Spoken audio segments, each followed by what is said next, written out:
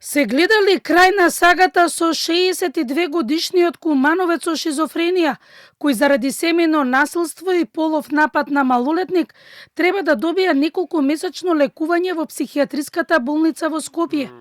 Директорот на болницата Иса Авдули за Канал 5 потврди дека со дополнувањето на втората пресуда на Основниот суд во Куманово, каде се потенцира дека освен лекување, потребно и задржување на пациентот во судското оделение, Центарот за социјални грижи и полицијата од Куманово може да го донесат уште денеска.